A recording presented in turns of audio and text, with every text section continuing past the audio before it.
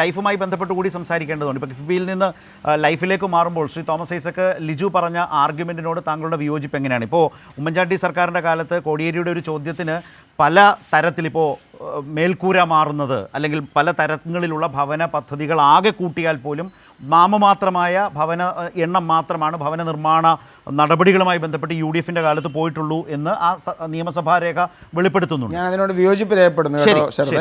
ഞാൻ വിയോജിപ്പ് രേഖപ്പെടുന്നു. നിയമസഭയിൽ ഉമ്മൻചാണ്ടി ഗവൺമെൻറ്റിൻ്റെ കാലഘട്ടത്തിൽ പൂർത്തീകരിക്കപ്പെട്ട 4.25 ലക്ഷത്തോളം വരുന്ന ഭവന നിർമ്മാണ പദ്ധതികളുടെ ചോദ്യവും ഉത്തരവും നിങ്ങളുടെ ഗവൺമെൻറ്റിൻ്റെ സമയത്ത് തന്നെ കൊടുത്ത വ്യത്യസ്തമായ ഉത്തരങ്ങൾ ക്രോഡീകരിച്ചുകൊണ്ട് എനിക്കൊന്ന് ശ്രീ PT തോമസ് ആണോ ശ്രീ PC വിഷ്ണുനാഥാണോ ആരാണെന്ന് എനിക്ക് കൃത്യമായി ഓർമ്മ വരുന്നില്ല, കേരളത്തിൽ മുഴുവൻ വിവിധ ചർച്ചകളിൽ ചർച്ച ചെയ്യപ്പെട്ട കാര്യമാണ്.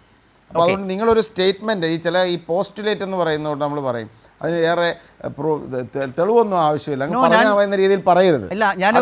വിയോജിപ്പ് രേഖപ്പെടുത്തുകയാണ്. നിങ്ങൾ തെറ്റാണ്. അത് ശരി. പക്ഷേ ഞാനും താങ്കൾ പറഞ്ഞ പോലെ തന്നെയാണ്. താങ്കളും ഇപ്പോൾ പറഞ്ഞ പോലെ ഞാൻ പറഞ്ഞുള്ളൂ. ഞാൻ അതിലും കൂടുതൽ പറഞ്ഞു. ഇപ്പോൾ താങ്കൾ PT തോമസ് ആണെന്ന് തോന്നുന്നു. ഞാൻ പറഞ്ഞു കോടിയേരി ബാലകൃഷ്ണൻ്റെ ചോദ്യത്തിന് ഉമ്മൻചാണ്ടി സർക്കാരിൻ്റെ കാലത്ത് വന്ന ഒരു ഉത്തരത്തെക്കുറിച്ചാണ്, ഞാൻ നിയമസഭാ രേഖയെക്കുറിച്ചാണ് ഞാൻ പറഞ്ഞത്. താങ്കൾ തുടർന്ന് വന്ന സർക്കാരിൻ്റെ കാലത്ത് PT തോമസിൻ്റെ ഒരു ചോദ്യവുമായി ബന്ധപ്പെട്ട് പറയാൻ ചോദ്യങ്ങൾ ഇതിലും അങ്ങനെയാണ്. പല ഹെഡിൽ വരുന്ന ഭവന നിർമ്മാണം, ഇപ്പോൾ മേൽക്കൂര മാറൽ, അവിടെയാണ് തോമസ് ഐസക്കിന്റെ മറുപടിയും വിശദീകരണവും ഇവിടെയാണ് വേണ്ടത്. ശ്രീ തോമസ് ഐസക്, ലൈഫിനെ സംബന്ധിച്ച് ലൈഫുമായി ബന്ധപ്പെട്ട് UDF ആണോ ബെറ്റർ, LDF ആണോ ബെറ്റർ? ഇതാണ് ഇപ്പോഴത്തെ ഒരു രണ്ടാമത്തെ ഇഷ്യൂ. ഒന്ന്, നേരത്തെ പണിതിരുന്ന വീടിൻ്റെ ക്വാളിറ്റി നോക്കൂ, ഇപ്പോൾ ലൈഫ് വീടിൻ്റെ ക്വാളിറ്റികൾ നോക്കൂ. ആ പണിത വീടുകളിൽ 30% SC/ST കുടുംബങ്ങൾക്കുള്ളതാണ്. അവർക്കുള്ള വീട് കൊടുത്തിട്ടേ ബാക്കിയുള്ളവർക്ക് വീട് കൊടുത്തിട്ടുള്ളൂ. പക്ഷെ ഞാൻ അതിനെക്കുറിച്ചല്ല, ഈ എണ്ണത്തെക്കുറിച്ചല്ല തർക്കിക്കാൻ ഉദ്ദേശിക്കുന്നത്. ലൈഫിന് എങ്ങനെ പണം കണ്ടെത്തുന്നത്? ഈ ഏകോപനം കൊണ്ടുവന്ന ആ ലക്ഷ്യം വെച്ചിട്ടാണ്. നമ്മുടെ കയ്യിൽ ബഡ്ജറ്റിലുള്ള പണം കൊണ്ട് വീട് പണിയാനല്ല, മറിച്ച് തദ്ദേശഭരണ സ്ഥാപനങ്ങൾ സർക്കാർ ഇങ്ങനെ ഏകീകൃത രൂപത്തിൽ കൊണ്ടുവരുമ്പോൾ വായ്പ എളുപ്പമായി തീരുന്നു. ഇപ്പോൾ 5.25 ലക്ഷം, ഇനി വേറൊരു 5 കൂടി വേണമെങ്കിൽ എടുക്കാം. കേരളത്തിലെ പാർപ്പിട ദാരിദ്ര്യം ഇല്ലാതാക്കാൻ കഴിയും വായ്പയുടെ അടിസ്ഥാനത്തിൽ. ഈ ബഡ്ജറ്റിലെ നിർദ്ദേശം ഇത് ബോണ്ടിലേക്ക് മാറണം, വായ്പ എടുക്കലല്ല. അതിനൊരു സംവിധാനം ഉണ്ടാക്കാൻ പോകുന്നു എന്നാണ്. നൗ എനിക്ക് ലിജുനോട് ചോദിക്കാനുള്ള ചോദ്യം ഇതാണ്. തദ്ദേശഭരണ സ്ഥാപനങ്ങൾ ഇങ്ങനെ ബോണ്ട് ഇറക്കി വായ്പ എടുക്കുന്നതിന് നിങ്ങൾ അനുകൂലിക്കുമോ? എന്താ ബോണ്ട് ഇറക്കുമ്പോൾ അവർ തിരിച്ചടവിന് എന്താ ഗ്യാരണ്ടി? സർക്കാരിൽ നിന്ന് അവർക്ക് കിട്ടുന്ന ഭാവി വരുമാനം ഈട് വെച്ചിട്ടാ ഈ ബോണ്ട് ഇറക്കുന്നത്. അതിൽ നിന്ന് വേറെ ഭാഷയിൽ പറഞ്ഞാൽ ഭാവി വരുമാനത്തെ ഇന്ന് സെക്യൂരിറ്റൈസ് ചെയ്യുന്നു. ഇത് തന്നെയാണെന്ന് കിഫ്ബിയുടെ മോഡൽ എന്ന് പറയുന്നത്.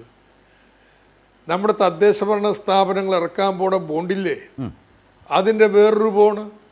സർക്കാർ കിഫ്ബിക്ക് എല്ലാ വർഷവും ഒരു നിശ്ചിത തുക, അതിൽ കൂടുതലില്ല, ഒരു നിശ്ചിത തുക, ഈ പറഞ്ഞ പോലെ ഇവിടെ നിന്ന് നിധിയല്ല, മോട്ടോർ വാഹന നിധിയുടെ പകുതി, ഒരു ഇന്ധന സെസ്, ഇത് കൊടുക്കണം. ഇതേ കൊടുക്കണ്ടു. ഇത് ഭാവിയിൽ 20-25 വർഷം ഇങ്ങനെ കിട്ടിക്കൊണ്ടിരിക്കുമെന്ന് കണക്കൂട്ടാൻ പറ്റും. ആ വരുമാനത്തെ ഇന്ന് സെക്യൂരിറ്റൈസ് ചെയ്ത് വായ്പ എടുത്ത് നമുക്ക് വേണ്ടുന്ന കാര്യങ്ങൾ പണിയുന്നു. ഇതേ ഉള്ളൂ.